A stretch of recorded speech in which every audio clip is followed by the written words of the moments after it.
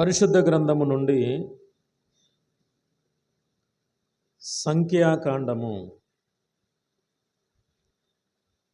13వ అధ్యాయము 6వ వచనాన్ని మనము చదువుకుందాం. యోదా గోత్రమునకు యెఫున్నె కుమారుడైన కాలేబు దేవుడు తన పరిశుద్ధమైన వాక్యాన్ని మనందరి వెనుకడిలో దీవించునుగాక. ప్రియులారా, చదవబడినటువంటి ఈ లేఖన భాగములో మోషే ద్వారా ఐగుప్తు దేశములో నుండి బయటకు వచ్చినటువంటి ప్రజలలో దాదాపుగా 30 లక్షల మంది ప్రజలు, అది చిన్న పిల్ల పెద్ద ఎవరైనా కానివ్వండి, అన్ని లక్షల మంది ప్రజల్లో నుండి బయటకు వచ్చినటువంటి వారిలో కొద్ది మంది పేర్లు మాత్రమే పరిశుద్ధ గ్రంథంలో లిఖించబడ్డాయి. ఆ కొద్ది మందిలోనే దేవునికి వ్యతిరేకంగా తిరగబడినటువంటి వారు ఉన్నారు. ఆ కొద్ది మందిలోనే దేవుని మాటకు లోబడిన వారు ఉన్నారు. ఆ కొద్ది మందిలోనే దేవుని మాటకు విధేయులైనటువంటి వారు ఉన్నారు. ఇప్పుడు మోషే నడిపిస్తూ ఉన్నాడు నాయకుడిగా ఉండి.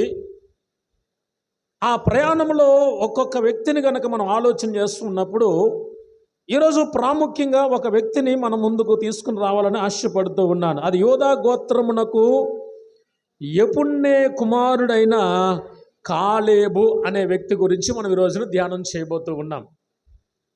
ఈయన యోదా గోత్రానికి చెందినటువంటి వాడిగాను, అతని తండ్రి యెఫున్నె అనబడినటువంటి వ్యక్తిగాను మనకి ఇక్కడ కనబడుతూ ఉంది. ఇప్పుడు ఈయన పేరేంటయ్యా అనంటే కాలేబు. కాలేబు అనేటువంటి మాటకు చాలా పర్యాయ పదాలు ఉన్నాయి. విశ్వాసము, లేక పూర్ణ హృదయము, అంకిత భావంతో ఉన్నవాడు అని ఇట్లాగా చాలా రకరకాలైనటువంటి పర్యాయ పదాలు లేక అర్థాలు ఉన్నట్లుగా మనం చూస్తూ ఉన్నాం. అయితే ఈ కాలేబు నుండి మనం నేర్చుకోవలసిన విషయాలేంటి?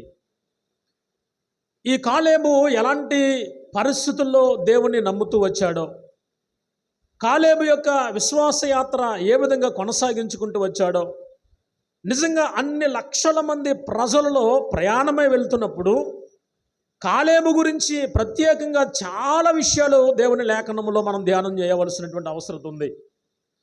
ఈ కోణంలో మనం ఆలోచన చేస్తే మొట్టమొదటిగా కాలేబు గురించి మనం ఆలోచన చేస్తే చూడండి ఒకసారి యెహోషువ గ్రంథము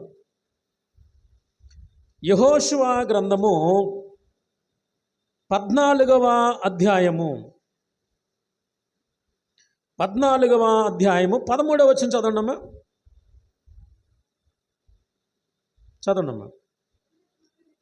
యెఫున్నె కుమారుడైన కాలేబు ఇశ్రాయేలీయుల దేవుడైన యెహోవాను నిండు మనస్సుతో అనుసరించువాడు గనుక యెహోషువ అతన్ని దీవించి అతనికి హెబ్రోనును స్వాస్థ్యముగా ఇచ్చెను అనే మాట అక్కడ వ్రాయబడి ఉంది.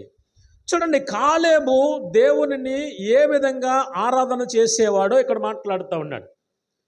కాలేబు నుండి మనం నేర్చుకుంటున్నటువంటి ప్రాముఖ్యమైనటువంటి విషయం, కాలేబు దేవుడైనటువంటి యెహోవాను ఎలాంటి మనస్సుతో ఆరాధన చేసేవాడు అనుంది అక్కడ. అమ్మా, ఎలాంటి మనస్సుతోటంట? నిండు మనస్సుతో దేవుని సన్నిధిలో ఆరాధన చేస్తూ ఉన్నప్పుడు, దేవుని సన్నిధిలో ఉపవాస ప్రార్థనలో కూడుకుంటున్నప్పుడు, దేవుని సన్నిధిలో ఆరాధనలో కూడుకుంటున్నప్పుడు, ఇలాగ మనం ఏ సందర్భాల్లో ఎప్పుడెప్పుడు మనము కూడుకున్నా దేవుని మాటలు వినే సమయంలో, దేవునిని స్తుతించే విషయంలో, ఇళ్ళ దగ్గర కానీ సంఘములో కానీ మనము చేస్తున్న పనిపాటల స్థలాల్లో కానీ పిల్లలు ఎక్కడైనా కానీ మనము దేవునిని ఏ విధంగా ఆరాధన చేస్తున్నాం లేక దేవుణ్ణి అనుసరిస్తూ ఉన్నాం. కాలేబు యొక్క జీవితాన్ని మనం పరిశీలన చేస్తే కాలేబు గురించి వ్రాయబడినటువంటి మాట, దేవుడైనటువంటి యెహోవాను నిండు మనస్సుతో అనుసరించువాడు. అంటే దేవుడు ఏ మాట అయితే చెప్పాడో ఆ మాట మోషే ద్వారా కొన్ని మాటలు హెచ్చరిక చేస్తున్నప్పుడు, మోషే ద్వారా దేవుని దగ్గర నుంచి మోషే వర్తమానం తీసుకుని ఆ వర్తమానము ప్రజలకు బోధిస్తూ ఉన్నప్పుడు పక్కనే ఉన్నటువంటి ఈ కాలేబు విన్నటువంటి సందర్భాలు ఎన్నో ఉన్నాయి. కాలేబు యొక్క జీవితంలో నేర్చుకున్న విషయం ఏంటంటే, మనము దేవుని సన్నిధికి వస్తున్నాం, దేవుని ఆరాధన చేయటానికి వస్తున్నాం.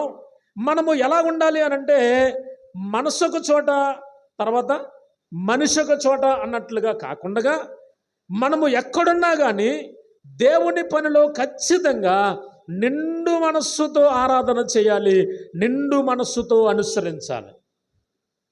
ఈరోజు మనము దేవుణ్ణి ఎలాగున ఆరాధన చేస్తూ ఉన్నాం? నిజంగా దేవుని యొక్క సన్నిధిలో వాక్యాన్ని వింటున్నప్పుడు, దేవుని యొక్క సన్నిధిలో ప్రార్థన చేస్తున్నప్పుడు, దేవుని యొక్క సన్నిధిలో మనం గడుపుతున్నటువంటి ఇదిగో ఈ 2-3 గంటల సమయంలో అసలు ఎలాగున దేవుని అనుసరిస్తూ ఉన్నాం మనం? పోనీ ఒకవేళ ఇక్కడ బాగానే అనుసరిస్తున్నాం, మరి బయటికి వెళ్ళిన తర్వాత మన పరిస్థితి? బయటికి వెళ్ళాక మరొక రకంగా ఉండమనా? మనము దేవుని సన్నిధిలో ఎప్పుడూ కూడా ఆయనను అనుసరించే విషయంలో, ఆయనను ఆరాధించే విషయంలో నిండు మనస్సుతో ఆరాధన చేయాలట. నిండు మనస్సు అంటే అమ్మా, నిండు మనస్సు అంటే మనస్ఫూర్తిగా, అంటే మనస్సు నిండా, అంటే మనస్సులో మరొకరికి స్థానము లేకుండగా దేవుని మాట నా హృదయంలో ఉండాలి, నా హృదయము దేవుని మాటతో నిండి ఉండాలి. కాబట్టి ఇక్కడ కాలేబు నిండు మనస్సుతో దేవునిని అనుసరించినటువంటి వాడు అని దేవుని యొక్క వాక్య భాగంలో మనకు కనబడుతూ ఉంది.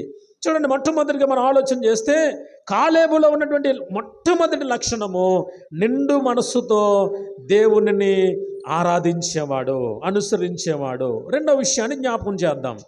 సంఖ్యాకాండము 13వ అధ్యాయం. సంఖ్యాకాండము 13వ అధ్యాయం 30వ వచనాన్ని మనం చదువుకుందాం.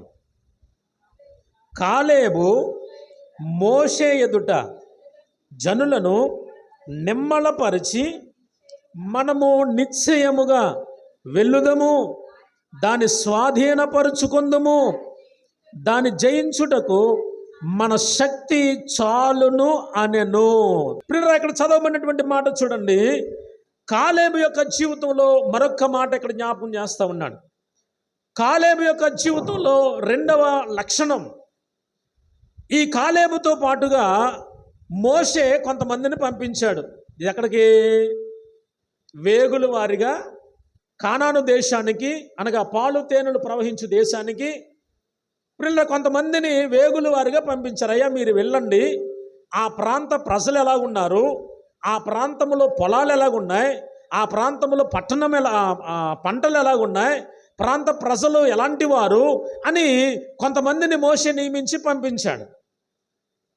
పంపించినప్పుడు జరిగినటువంటి సంఘటన ఏంటంటే, వారిలో వచ్చిన వారందరూ కూడా ఏం చెప్పారంటే, అయ్యా, ఆ ప్రాంతంలో విస్తారమైనటువంటి పంటలు పండుతున్నాయి.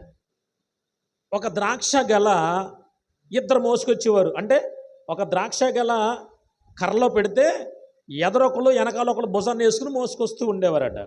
అంటే అంత విస్తారమైనటువంటి పంటలు పండుతున్నాయి. మనుషులు ఎలాగున్నారయ్యా అని అంటే, అయ్యో వాళ్ళ మనకంటే మనం చెయ్యత్తలే కానీ మనకంటే కూడా ఎత్తుగా ఉన్నారు వాళ్ళు, చాలా బలాఢ్యులు. ఇప్పుడు ఇంత బలాఢ్యము కలిగినటువంటి వారు, ఇంత శ్రేష్టమైనటువంటి పంటను అనుభవిస్తున్నటువంటి వారు, పాలు తేనెలు ప్రవహించేటువంటి ఆ దేశంలోనికి మనము వెళ్ళి వారిని జయించడం అంటే ఇది అసాధ్యము అన్నారు చాలామంది. వెళ్ళే వాళ్ళందరూ ఏం చెప్పారు తెలుసా? అయ్యి బాబాయ్, మన వల్ల కాదండి, వారిని జయించలేం. కారణం ఏంటంటే అది చాలా బలమైనటువంటి వారు. వాళ్ళ ముందు మనం ఏదో పిచ్చికి పిల్లల్లా కనబడుతున్నాం. ఒకడు కనుక వచ్చాడంటే మనలో 10 మందిని కొట్టి చంపేయచ్చు. కాబట్టి మనం జయించలేం. వారు చాలా బలాఢ్యులు, వారి పంటలు బాగున్నాయి, వారి విధి విధానాలు బాగున్నాయి, అన్నీ బాగానే ఉన్నాయి, కానీ వారిని జయించే శక్తి అయితే మనకు లేదు అనే మాట ముందు కొంతమంది వెళ్ళిన వారందరూ చెప్పుకుంటూ వచ్చారు. ఈ సమయంలో కాలేబు వంతు వచ్చేసరికి కాలేబు అంటున్నటువంటి మాట ఏంటంటే, కాలేబు మోషే ఎదుటను, జనుల ఎదుటను నిమ్మళపరిచి మనము నిశ్చయముగా ఆ, వెళ్ళుదము, మనము నిశ్చయముగా వెళ్ళుదము, దానిని దానిని పరచుకొందుము, దాని జయించుటకు మన శక్తి చాలును అనేటువంటి మాట అక్కడ మాట్లాడుతూ ఉన్నాడు. చూడండి, ఇక్కడ కాలేబులో ఉన్నటువంటి రెండవ లక్షణం, కాలేబు ధైర్యము కలిగినటువంటి వాడు. కాలేబులో ఏం కనబడుతుంది? ధైర్యం కనబడుతుంది. నిజంగా కాలేబు యొక్క జీవితంలో దేవునిని నిండు మనస్సుతో ఎవరైతే ఆరాధన చేస్తారో, దేవునిని నిండు మనస్సుతో ఎవరైతే కొనియాడతారో, దేవుని మాటలు నిండు మనస్సుతో నింపుకుని అనుసరిస్తారో, అలాంటి వారు సింహముల వలె ధైర్యముగా ఉంటారు. ఇక్కడ మనం ఆలోచన చేస్తే వెళ్ళిన వాళ్ళందరూ అన్నారు, అయ్యా వాళ్ళు చాలా బలాజ్యులయ్యా, వాళ్ళ ముందు మనం ఏదో చిన్నపిల్లలా కనబడుతున్నాం, వాళ్ళని మనం జయించలేం అని చెడ్డ సమాచారాన్ని మోసుకొచ్చారు. కారణం ఏంటంటే దేవుని శక్తిని వారు అనుసరించలేకపోయారు. లేక దేవుడు మనపక్షంగా యుద్ధం చేస్తాడు, ఇది దేవుడు ఇస్తానని వాగ్దానం చేసిన భూమి కాబట్టి ఎంత కష్టమైనా ఆయన ఇస్తాడు అనేటువంటి ఆలోచన వారిలో కలగలేనటువంటి కారణాన్ని బట్టి వారు ఏమన్నారంటే, మామూలుగా మనుషులు పైరూపాన్ని చూస్తారన్నట్లుగా పైరూపాన్ని చూశారు, చాలా బలవంతుడు, అయ్య బాబాయ్ ఈ పంటలు కూడా చాలా విస్తారంగా పండుతున్నాయి, వీళ్ళని మనం జయించలే, ఎందుకు వచ్చిందిలే, సైలెంట్గా మనం ఎక్కడే ఉందాం అన్నట్లుగా మోషే దగ్గరికి వెళ్ళి కొంతమంది చెడ్డ సమాచారాన్ని ఇచ్చారు. కానీ ధైర్యము కలిగినటువంటి కాలేబు అయితే ఒక మాట మాట్లాడుతున్నాడు. మోషే ఎదుటి నిలబడ్డాడట. రెండవది, జనులందరినీ కూడా ఏం చేశాడు తెలుసా? అరే బాబు, మీరు కంగారు పడకండి, నిమ్మలపరిచాడు. ఎందుకు కంగారు పడుతున్నారు? ఎందుకు భయపడుతున్నారు? మోషే ఎదుట నిలబడ్డాడు. ఆ సర్వ సమాజంలో తీసుకుని వచ్చిన ప్రజలందరి ఎదుట వాళ్ళందరినీ నిమ్మలపరుస్తూ, ఎందుకు కంగారు పడుతున్నారు, భయపడవద్దు అని వారిని ఏం చేస్తారంటే సముదాయించి చేసిన పని ఏంటో తెలుసా?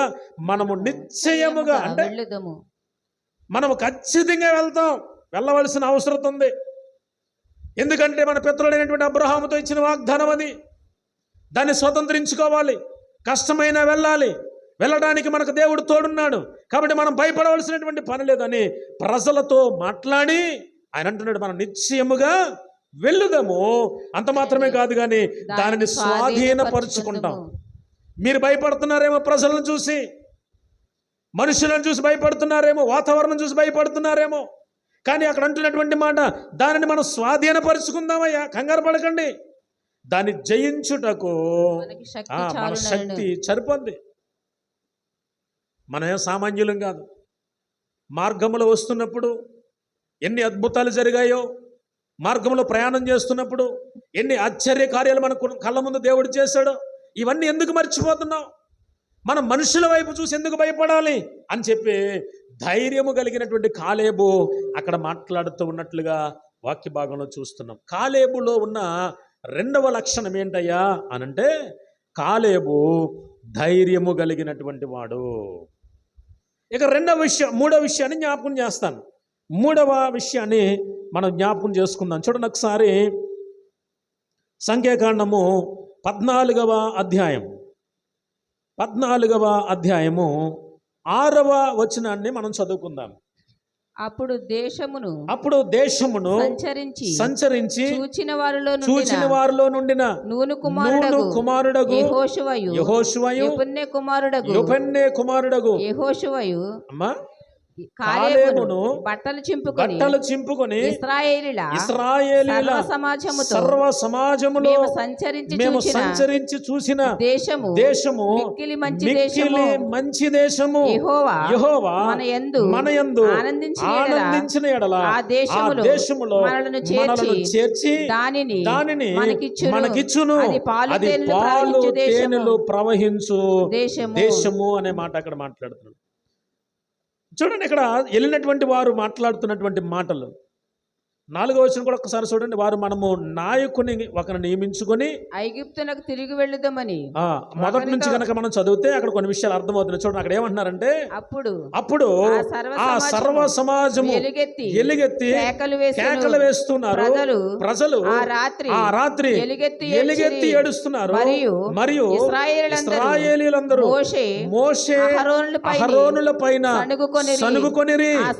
ఆ సర్వ సమాజము అయ్యో ఐగుప్తులో మేమేలా చావలేదు, ఈ అరణ్యమందు మేమేలా చావలేదు, మేము కత్తివాత పడినట్లు యెహోవా మమ్మును ఈ దేశంలోనికి ఎలా తీసుకొని వచ్చెను. మా భార్యలు మా పిల్లలు కొల్లబోవుదురు. తిరిగి ఐగుప్తునకు వెళ్ళుటకు మాకు మేలు కదా అని వారితో అనిరి. అప్పుడు ఏమనుకుంటున్నారంటే వాళ్ళు, మనలో ఒకరిని నాయకుడిని ఎన్నిక చేసుకుని తిరుగు ప్రయాణం చేసేద్దాం. ఇప్పుడు ఐగుప్తు వెళ్ళాలన్నా నాయకుడు కావాలి, మళ్ళీ వెనక్కి దారి చూపించడానికి. ఇప్పుడు అక్కడ అన్నటువంటి 4వ వచనంలో ఐగుప్తు వెళ్ళడానికి ఒక నాయకుడిని ఎంచుకొని మనము తిరుగు వెళ్ళిపోదామని ఒకనితో ఒకడు చెప్పుకుంటున్నాడు. ఈ మాటలు విన్నప్పుడు ప్రియులారా, జరిగినటువంటి సంఘటన ఏంటంటే, మోషే అహరోనులు ఇశ్రాయేలీయుల సర్వ సమాజ సంఘము ఎదుట సాగిలి. ఈ మాటలన్నీ విన్నాక మోషే అహరోనులు ఇద్దరు ఏం చేస్తున్నారంటే, ఆ సర్వ సమాజం యొక్క సంఘము ఎదుట సాగిలి పడ్డారంట. సాగిలి పడితే జరిగినటువంటి సంఘటన ఏంటో తెలుసా? అప్పుడు ఎవరంట?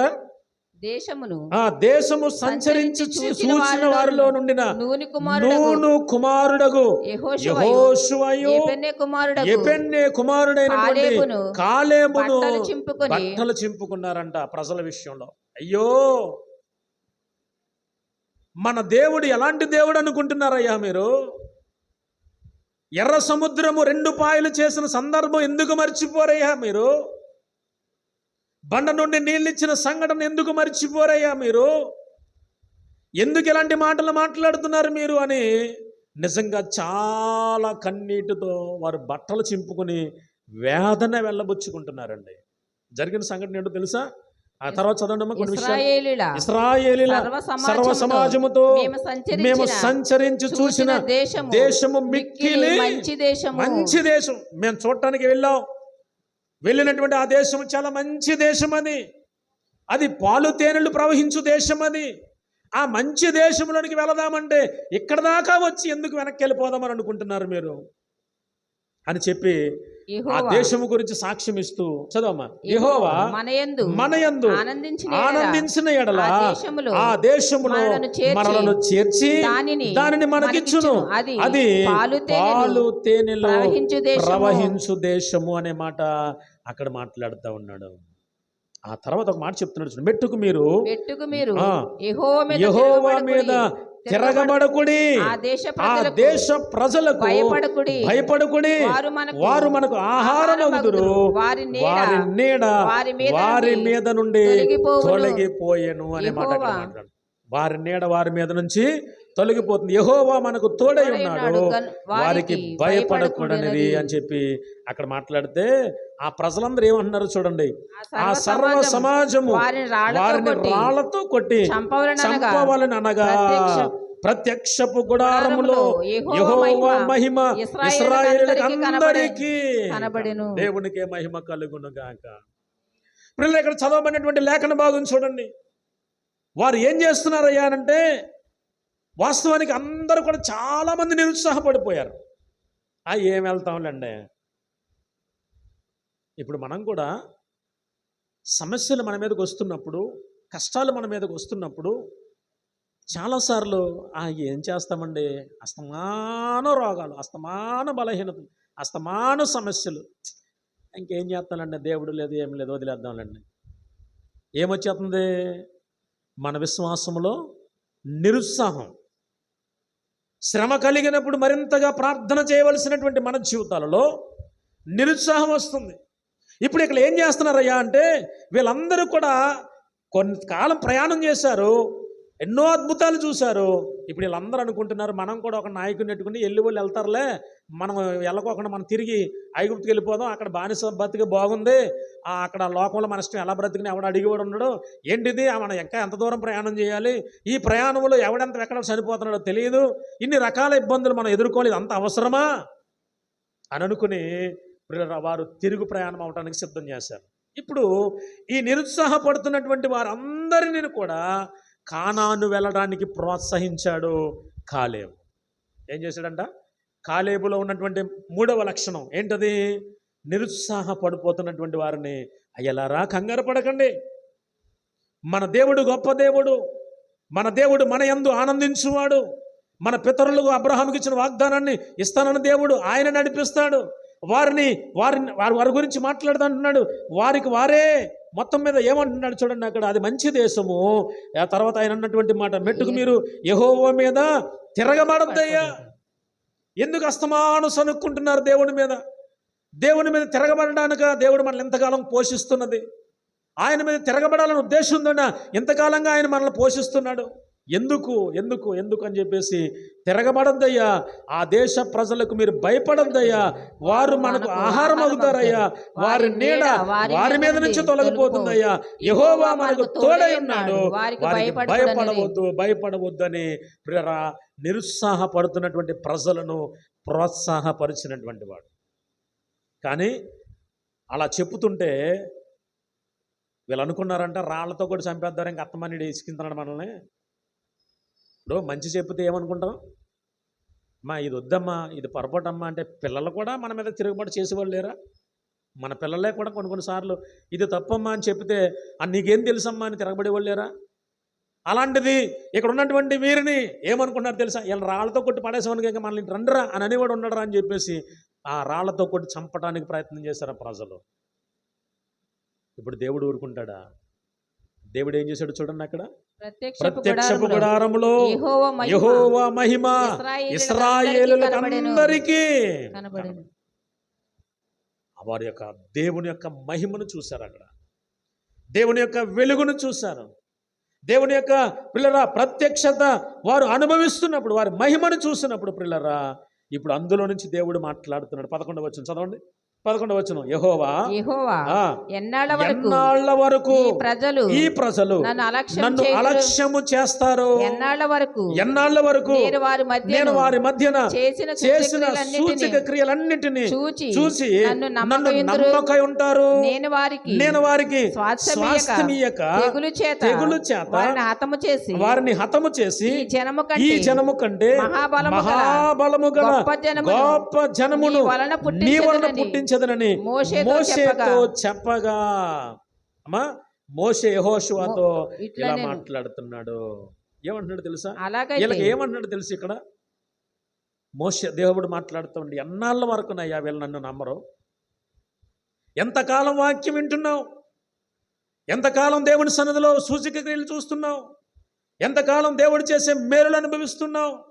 ఎంత కాలముగా మీరు వింటున్నప్పటికీ కూడా వీళ్ళు ఎందుకు నన్ను నమ్మట్లేదు అని చెప్పేసి అక్కడ ప్రశ్నిస్తూ, వీళ్ళకేమో నేను స్వాస్థ్యం ఇవ్వాలి ఏమి ఇవ్వను, కానీ ఒక తెగులు పంపించి మొత్తం నాశనం చేసేస్తాను, మొత్తం నాశనం చేసేసి, మోషే నీకున్నారు కదా పిల్లలు, వారిని జాగ్రత్తగా చూసుకో, నీ పిల్లల్ని పంపిస్తాను అక్కడికి, వారు నాకు స్వాస్థ్యం అవుతారు, ఇంకా మిగతా వాళ్ళందరినీ ఇక్కడ చంపేస్తానని అన్నాడు.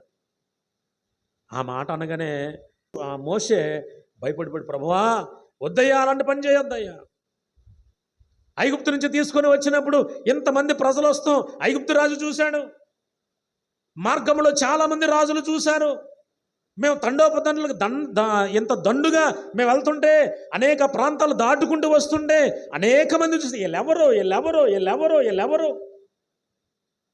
ఇప్పుడు సడన్గా మన పల్లెవాడికి 100 మంది వచ్చారనుకోండి, కొత్త వాళ్ళు, ఎలా ఉంటుంది చెప్పండి? మనకి 100 మంది, ఎక్కువ మంది కూడా వద్దాయి, 100 మంది వస్తే అసలు వీళ్ళు ఎవరండి ఇంతమంది వచ్చారు? పోనీ ఏదైనా పెళ్లి జరిగిందో పాపం జరిగిందంటే ఏదో బంధువులే అని అనుకుంటాం, అసలు ఏ కారణం లేకుండా నడుచుకుంటూ వస్తున్నారు అనుకోండి, అసలు వీళ్ళు ఎవరండి, ఎలా ఉన్నారు, వింతగా ఉన్నారు వీళ్ళు అని మనం చూసిన వాళ్ళందరము వారి గురించి అనుకుంటాం కదా. అలాగే వారు కూడా ఆ మార్గంలో ఎంతమంది లక్షల మంది ప్రజలు వస్తుంటే చూడరా ప్రజలు.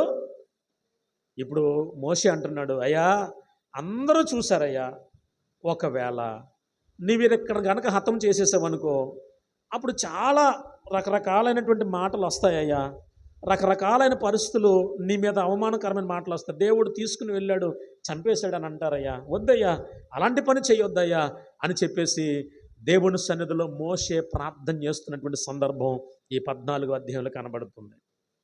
పిల్లలు జరిగినటువంటి సంఘటన ఏంటో తెలుసా? ఇదిగో ఆయన అన్నటువంటి మాట, మరొక మాట చదివితే 14వ వచనం కూడా చదవండి. యెహోవా అను నీవు ఈ ప్రజల మధ్య ఉన్నావనియు, యెహోవాను నీవు ముఖాముఖిగా కనబడిన వాడవనియు, నీ మేఘము వారి మీద నిలుచుచున్నదనియు, నీవు పగలు మేఘస్తంభములోను రాత్రి అగ్ని స్తంభములోను వారి ముందర నడుచుచున్నావనియు వారు విని ఉన్నారు కదా. కాబట్టి నీవు ఒక్క దెబ్బతో ఈ జనులు చంపితే నీ కీర్తిని గురించిన వినిన జనులు, అయ్యో ఏంటి దేవుడు అంత దూరం తీసుకెళ్ళాక శక్తి లేక మధ్యలోనే చంపేశాడు అని అనుకుంటారయ్యా. వద్దయ్యా అని మాట్లాడినటువంటి మాట ఇక్కడ మనకు కనబడుతూ ఉంది. ఇలా మనం చదువుకుంటూ వెళ్తే ఈ అధ్యాయంలో చాలా విషయాలు ప్రియులారా, చాలా విషయాలు ప్రియులారా ఇక్కడ మనకు కనబడుతూ ఉంది. అయితే ఈ కాలేబు గురించి మనం ఆలోచన చేస్తున్నప్పుడు ఏం జరుగుతుందయ్యా అనంటే, ప్రియులారా, నిరుత్సాహపడిపోతున్నటువంటి వారందరి దగ్గరికి వెళ్ళి అన్నాడు, అయ్యా కంగారు పడకండి అయ్యా, మన దేవుణ్ణి మనము సనుక్కోవద్దయ్యా, దేవుని మీద తిరుగుబాటు చేయొద్దయ్యా, మన ముందు వాళ్ళు నిలవలేరయ్యా, కాబట్టి మనకే వాళ్ళు ఆహారం అవుతారు అని చెప్పేసి వారిని ప్రోత్సహించినటువంటి అనుభవం కలిగినటువంటి వాడిగా కాలేబు యొక్క జీవితాన్ని మనం చూస్తున్నాం.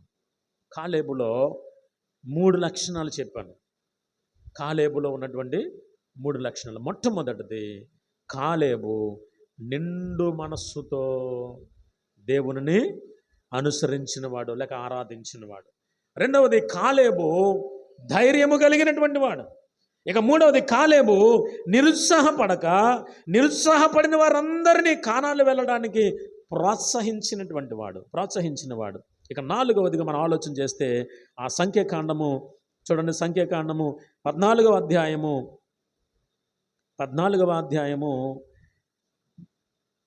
38వ వచనాన్ని కూడా చదవండి. అయితే ఆ దేశమందు సంచరించి చూచినటువంటి మనుషులలో నూను కుమారుడగు యెహోషువయు యెఫున్నె కుమారుడగు కాలేబును బ్రతికిరి అని ఉంది అక్కడ. చూడండి, ఇక్కడ రాయబడినటువంటి మాట ఏంటంటే, మీరు దాదాపుగా ఆ వచనాలన్నీ కూడా మనం పరిశీలన చేసుకుంటే 26వ వచనం నుండి మీరు కనుక చదువుకుంటే ఈ అధ్యాయం అంతా మీరు ఇంటికి వెళ్ళిన తర్వాత చదవండి. అక్కడ ఉన్నటువంటి మాట ఏంటంటే, దేవుడు అన్నాడు, వీళ్ళు నా మీద తిరుగుబాటు చేస్తున్నారు కాబట్టి ఈ అరణ్యములోనే వారు ఏమైపోతారో తెలుసా? రాలిపోతారు. దారి మధ్యలోనే వారు నా యందు విశ్వాసం ఉంచట్లేదు కనుక మార్గ మధ్యములోనే వారు మొత్తము కూడా ఏమైపోతారంటే, అక్కడ అన్నటువంటి మాట చూడండి, 29వ వచనం చదవమ్మా. మీ శవములు ఈ అరణ్యములోనే రాలును, మీ లెక్క మొత్తము చొప్పున మీలో లెక్కింపబడిన వారందరూ అనగా 20 ఏండ్లు మొదలుకొని పైప్రాయము కలిగిన వారు నాకు విరోధముగా సనిగిన వారందరూ రాలిపోతారు. అంటే 20 సంవత్సరాల లోపు, అంటే వీరు ప్రయాణమైనప్పుడు 40 సంవత్సరాలు వారు ప్రయాణం చేశారు. ఈ 40 సంవత్సరాల ప్రయాణంలో జరిగినటువంటి సంఘటన ఏంటంటే, 20 సంవత్సరాల లోపు వాళ్ళు ఏమీ మాట్లాడాల. ఆ పైబడినటువంటి వారు 40, 50, 60, 70, 80 ఇంత వయసు కలిగిన వాళ్ళందరూ, ముసలోళ్ళు కానీ పెద్దోళ్ళందరూ కూడా సనగటం. ఇప్పుడు ఇందులో 20 సంవత్సరాల పైబడిన వారిలో ఉన్న వాళ్ళు ఎవరు అని అంటే యెహోషువ, కాలేబు. ఇప్పుడు ప్రయాణించి మొదలెట్టినది మొదలుకొని ఈ చివరి వరకు చేరే సమయానికి సనుగుకున్న వారందరూ కూడా అన్నాడు అక్కడ, మీరు మార్గ మధ్యంలోనే రాలిపోతారయ్యా,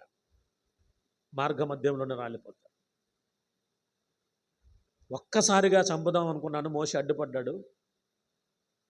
అలా కాకుండా దారిలో ఒక్కొక్కరిని తీసుకుంటానులే అని చెప్పి చివరికి వెళ్ళే సమయానికి పిల్లరా 20 సంవత్సరాల లోపు నుండి బయలుదేరిన వారు కొంతమంది, ఆ పైబడిన వారిలో ప్రయాణం చేసినటువంటి వారు ఒక ఇద్దరు. అందుకనే ఐగుప్తులో నుండి కానానుకు దేశం చేరిన వారు ఎంతమంది అని అంటే ఎంతమంది అని చెప్తాం మనం? 2 అని చెప్తాం, యెహోషువ, కాలేబు. కానీ వారితో పాటు వచ్చినటువంటి మార్గమధ్యములో పుట్టినటువంటి వారు, మార్గమధ్యంలో పుట్టి పెరిగినటువంటి వారు చాలామంది స్త్రీలు పురుషులు కూడా ఆ దేశానికి వారు వచ్చారు. వారు సనుగుకోలేదు, వారికి అంత ఏమీ తెలియదు. మార్గంలో పుట్టారు, పెరుగుతున్నారు, పెద్దవారు అవుతున్నారు, చివరికి కానాను దేశానికి వారు వెళ్ళారు. పిల్లలు ఇక్కడ మనం ఆలోచన చేస్తున్న మాట ఏంటంటే, వీళ్ళు కాలేబు యొక్క పరిస్థితి ఏంటంటే, కాలేబు విశ్వాస సంబంధమైన మంచి సమాచారము తెచ్చి ఉగ్రత నుంచి తప్పించుకున్నాడండి. కాలేబు మంచి సమాచారం తీసుకొచ్చి ఉగ్రత నుంచి తప్పించుకున్నాడు. దేవుని ఉగ్రత నుండి తప్పించబడ్డాడు. మార్గమధ్యంలో తన తోటి వారు ఎంతమంది అయితే ప్రయాణమయ్యారో వాళ్ళందరూ కూడా మార్గమధ్యంలో రాలిపోయారు. ప్రియులరా, అక్కడ వచ్చినటువంటి వారు ఎవరయ్యా అనంటే మోషే, యెహోషువ, కాలేబులుగా మనకు కనబడుతూ ఉన్నారు. కాబట్టి ఇక్కడ మనం ఆలోచన చేయాల్సిన విషయం ఏంటంటే, ప్రియులరా, కాలేబులో ఉన్న మంచి లక్షణం, మంచి సమాచారం తీసుకొచ్చాడు, ఉగ్రత నుంచి అతను తప్పించుకున్నాడు. తర్వాత మరొక మాట మనం చదువుకుంటే యెహోషువ గ్రంథము 14వ అధ్యాయము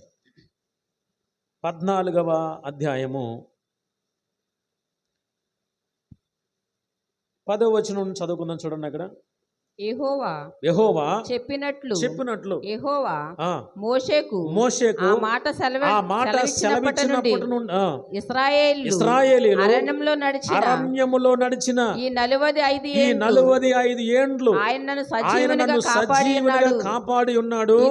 ఇదిగో నేనిప్పుడు 85 ఏండ్ల వాడను. మోషే నన్ను పంపిన నాడు నాకు ఎంత బలము, నేటి వరకు నాకు అంత బలము, యుద్ధము చేయుటకు గాని వచ్చుచు పోవుచుండుటకు గాని నాకెప్పటి ఎట్లు బలమున్నది అనే మాట ఇక్కడ కాలేబు మాట్లాడుతూ ఉన్నాడు. పిల్లరా, కాలేబు గురించి మనం ఆలోచన చేస్తే, కాలేబు అంతము వరకు కూడా ఏమండి ఆత్మీయ బలము, శరీర సంబంధమైన బలము కలిగినటువంటి వాడు. ఆయన వయసు ఎంత అంటే అప్పటికి అమ్మా 85 సంవత్సరాలంట. ఇప్పుడు 85 సంవత్సరాల వయసులో ఉన్నటువంటి కాలేబు ఆయన అంటున్నాడు, నేను ప్రారంభంలో 40 సంవత్సరాల వయసులో నేను ఎంత బలంగా ఉన్నానో 85 సంవత్సరాల్లో కూడా నేను అంతే బలంగా ఉన్నాను. సాధ్యమని అంటారు అది? ఇప్పుడు 85 సంవత్సరాల వయసు కలిగినటువంటి ఒక వ్యక్తిని, స్త్రీని కానీ పురుషుని కానీ తీసుకొచ్చి ఇక్కడ కూర్చోబెడితే, 40 సంవత్సరాల వయసు ఉండి ఆమెని పరుగు పందాలు పెడితే ఎవరు పరిగెడతారంటారా అమ్మా? అసలు పరిగెడతారా? 85 సంవత్సరాలు వచ్చిన మన పక్కన కూర్చుంటారంటారా? అసలు మనం తినే తిండి, మనం తీసుకునేటువంటి ఈ పరిస్థితి అంతా కూడా ఎలాగైపోయిందంటే 30కే 40కే మన పనులు అయిపోతున్నాయి. పిల్లలు ఆ రోజుల్లో శ్రేష్టమైనటువంటి ఆహారం తీసుకున్నారు, శ్రేష్టమైనటువంటి బలము కలిగిన వారు. ఇప్పుడు కాలేబులో నుంచి మనం నేర్చుకుంటున్నటువంటి మాట ఏంటంటే, అతను దేవుని యందు విశ్వాసము కలిగిన వాడిగా ఉన్నాడు కనుక అంతము వరకు అతను బలము తగ్గలేదు. 85 సంవత్సరాల వయసులో ఇప్పుడు కూడా నేను యుద్ధం చేయమంటే చేసేస్తా, వెళ్ళమంటే వెళ్తా, రమ్మంటే వస్తా. అప్పుడు ఎంత బలం ఉందో నాకు ఇప్పుడు అంతే బలం ఉంది. ఎంత నిరీక్షణ, ఎంత గొప్ప విశ్వాసం కాలేబు జీవితం నుంచి మనం నేర్చుకోవాలి. పిల్లలు, ఈరోజు మనం ఆలోచన చేయండి, మన విశ్వాస యాత్ర కొనసాగించి ఎంతకాలమై ఉంటుంది? ఒక్కొక్కరిని మనల్ని మనం పరిశీలన చేసుకుంటే, నేను 5 సంవత్సరాలండి, నేను 10 సంవత్సరాలండి, 15 సంవత్సరాలు, మంచిదే. మరి ప్రారంభంలో ఉన్నంత ప్రార్థనాత్మ ఈ రోజుల్లో కనబడుతుందా? ప్రారంభంలో ఉన్నంత విశ్వాస యోధులుగా ఈ రోజున కనబడుతున్నామా? ఈ రోజున మన జీవితాల్లో వెనకబడిపోవడానికి గల కారణం ఏంటి అంటే, ఆనాడు కాలేబుకున్నటువంటి విశ్వాసం మన దగ్గర లేదా? కాలేబు లాంటి విశ్వాసులము కాదా? కాలేబు లాంటి శక్తివంతులము కాదా? కాలేబు ఆయన జీవితాన్ని మనం పరిశీలన చేస్తే ప్రియులరా, ఎంత అద్భుతమైనటువంటి మాట ఆయన మాట్లాడుతూ వచ్చాడు అని అంటే, అంతము వరకు కూడా అతను బలము కలిగి ఉన్నాడు. ఇప్పుడు మనం అంటాం చాలాసార్లు, ఆత్మ సిద్ధమే కానండి, శరీరం బలహీనమండి. బలహీనమే, ఎందుకంటే మన పరిస్థితులు వేరు, అప్పటి పరిస్థితులు వేరు, ఇప్పుడు పరిస్థితులు. బలహీనమే, మరీ లేవలేని పరిస్థితి వస్తే అది వేరే విషయం. కానీ అన్నీ ఉండి కూడా, లేకపోతే అన్ని అవకాశాలు ఉండి కూడా మనం ఏం చేస్తున్నాము అని అంటే ఒకవేళ దేవుణ్ణి ఆరాధించడానికో దేవుని సన్నిధిలో గడపడానికో విశ్వాసంలో బలపడటానికో ఒకవేళ వెనకడుగు వేస్తే దేవుని దగ్గర ఖచ్చితంగా మనం లెక్క చెప్పవలసినటువంటి అవసరత ఉన్నది. కాబట్టి ఇక్కడ అంటున్నటువంటి మాట, కాలేబు అంతము వరకు ఆత్మీయ బలము ఆసక్తి కలిగినటువంటి వాడిగా ఉన్నాడనే విషయాన్ని జ్ఞాపకం చేస్తాం. అదే మరొక వచనాన్ని కూడా మనం చదువుకుందాం. చూడండి, యెహోషువ గ్రంథం 15వ అధ్యాయము 14వ వచనాన్ని కూడా మనం చదువుకుందాం. అక్కడ నుండి కాలేబు అనాకు యొక్క ముగ్గురు కుమారులైన శెషయి, అహిమాను, తల్మాయి అను అనాకీయుల వంశీయులను వెళ్ళగొట్టి వారి దేశమును స్వాధీనపరుచుకొనెను అని ఉంది అక్కడ. పిల్లలు, దేవుడు వారి ఎడల ఏదైతే చెయ్యాలి అని అనుకున్నాడో, మోషే ఏ విధంగా ఇదిగో నువ్వు పలానా చోట ఉండాలి, నువ్వు పలానా చోట ఉండాలని వారికి స్వాస్థ్యముగా భూభాగాలు ఇచ్చాడో, ఇచ్చినటువంటి ఆ స్థలాలలో ఈయన ఏం చేశాడయ్యా అంటే 13వ వచనం కూడా చదవండి. యెహోవా యెహోషువకు ఇచ్చిన ఆజ్ఞ చొప్పున యూదా వంశస్థుల మధ్యను యెఫున్నె కుమారుడైన కాలేబునకు ఒక వంతు వచ్చెను. అనగా అనాకీయుల వంశకర్త అయిన అర్బా యొక్క పట్టణమును ఇచ్చెను. అది హెబ్రోను. అక్కడ నుండి కాలేబు అనాకు యొక్క ముగ్గురు కుమారులైన వారిని తీసుకుని వెళ్ళి అనాకీయుల వంశీయులను వెళ్ళగొట్టి వారి దేశమును స్వాధీనపరుచుకున్నాడంట. వారి దేశాన్ని స్వాధీనపరుచుకున్నాడు. ఒకప్పుడు భయపెట్టేశారు కదా, ఎలాగెళ్తామండి అక్కడికి, అసలు ఏం చేయగలమండి వాళ్ళని అని అన్నారు. కానీ ఇతనిలో ఉన్న మంచి విశ్వాసాన్ని బట్టి ఇక్కడికి వచ్చేసరికి పిల్లరా, యెహోషువ ఆజ్ఞ చొప్పున వెళ్ళినప్పుడు, తన కుమారులను తీసుకుని వెళ్ళినప్పుడు వారిని జయించుకుంటూ వచ్చాడు. మొత్తానికి జయించిన తర్వాత వాళ్ళందరూ పారిపోయారు. ఆ ప్రాంతంలో లేక ఆ దేశంలో ఆయన దాన్ని స్వతంత్రించుకున్నట్లుగా వాక్య భాగంలో చూస్తున్నాం.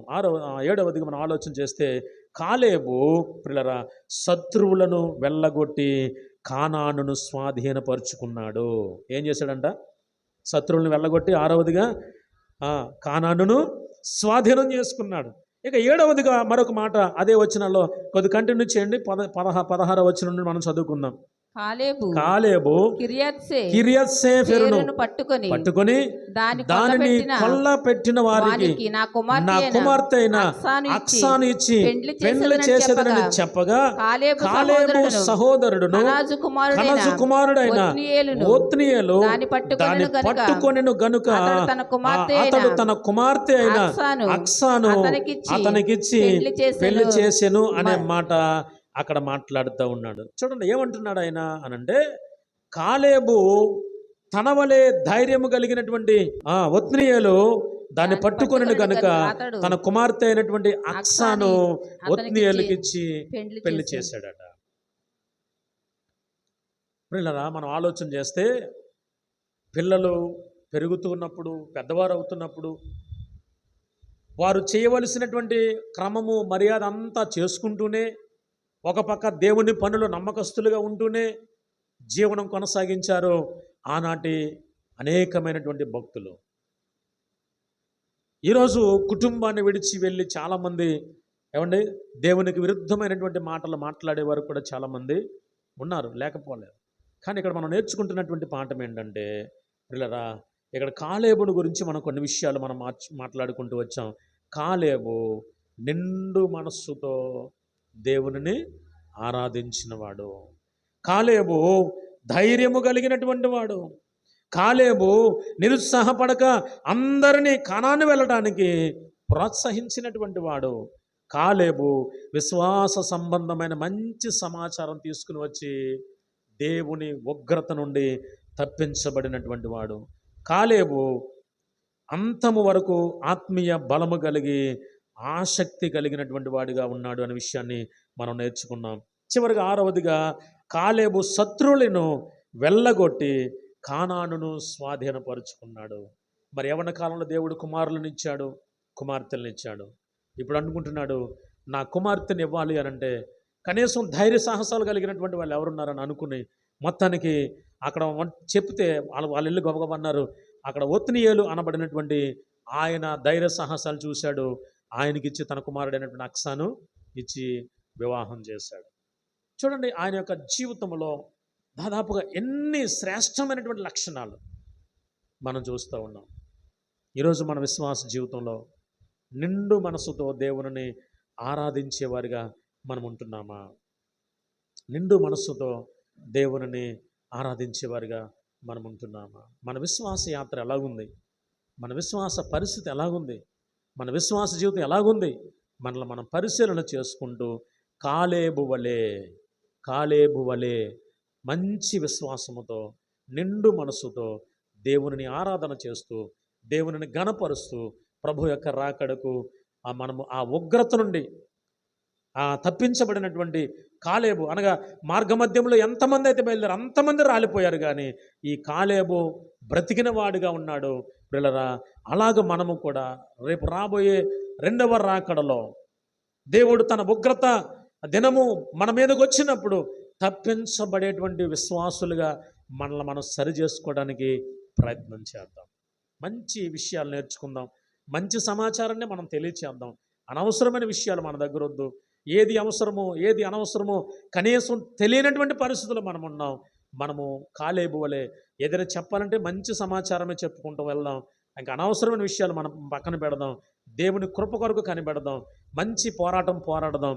మనం ఉన్నంత కాలం కూడా నమ్మకస్తులుగా ఉంటూ దేవుని సన్నిధిలో నిండు మనస్సుతో మనము దేవుని ఆరాధన చేద్దాం. దేవుని మాటలు విందాం, దేవుని అనుసరిద్దాం. అటువంటి ధన్యత పరిశుద్ధాత్మ దేవుడు మనకును మన కుటుంబాలకు దయచేసి నడిపించునుగాక. ఆమేన్. ప్రార్థన చేసుకుందాం.